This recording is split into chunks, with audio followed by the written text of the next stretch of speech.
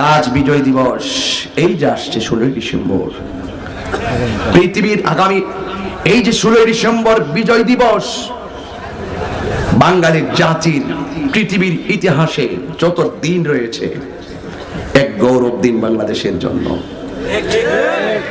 বাঙালি জাতি যে দামাল ছেলেদের এক গৌরবের দিন।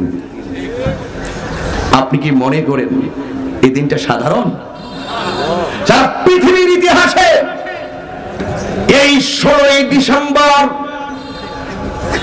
7ই মার্চ বঙ্গবন্ধু শেখ মুজিবুর রহমানের জ্বালাময়ী বক্তব্যটা এতই ঝাঁঝালো ছিল, সেই পাকিস্তানি হানাদার বাহিনীদের সামনে লাঠি নিয়ে নেমে গিয়ে বাংলাদেশের দামাল ছেলেরা মুক্তিযুদ্ধ করে, সেই বুদ্ধিজীবীরা, সেই জীবন দেনওয়ালা রক্ত দিয়ে সেই সবুজ গাছকে রক্তে রঞ্জিত করে এই বিজয় দিবসে এমন একটি দিন উপহার পেয়েছে সারা বিশ্বের মধ্যে বাংলাদেশ নামে একটি মানচিত্র ভূখণ্ড স্বাধীনতা লাভ করেছে। কথা বলেন,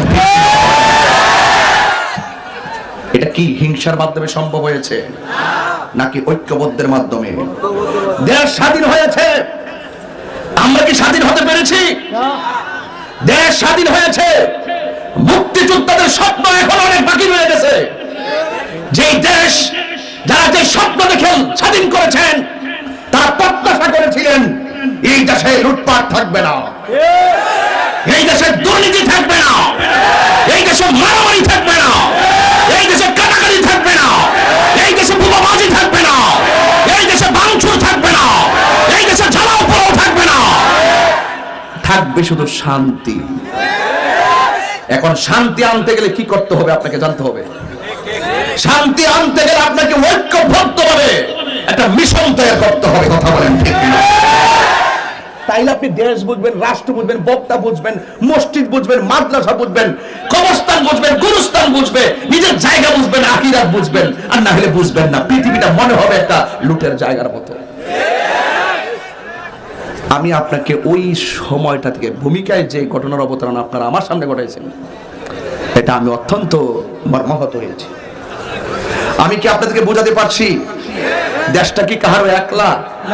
দেশটা কার? সবার। দেশটা কার? সবার। কথা বলেন ঠিক কিনা বলেন? দেশটা সবার হলে সবার সুখ দুঃখ আমরা জানতে হবে। হুব্বুল ওয়াতানি মিনাল ঈমান। আমার ওয়াজের বিষয় হলো আমার নবীর হিজরত। নবী কি এমনি হিজরত করেছেন? এমনি হিজরত করেছেন? হিজরত করেছেন, হুকুম দিয়েছেন কে? আল্লাহ।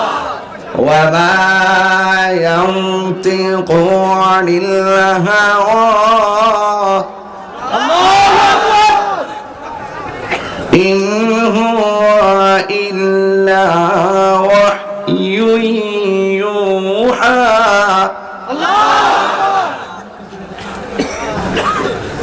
আল্লাহর হাবিব নিজের মন গড়া কোনো কাজ করেন নাই, হুকুম দিয়েছেন একজন, তিনি কে?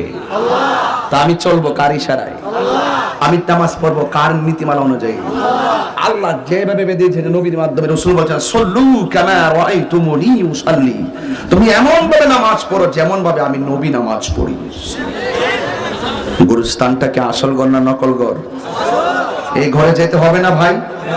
আমি আশ্চর্য হয়েছিলাম যে গুরুস্থানের কালেকশন করার সময় আপনারা দেন না, এটা কিন্তু দুঃখজনক।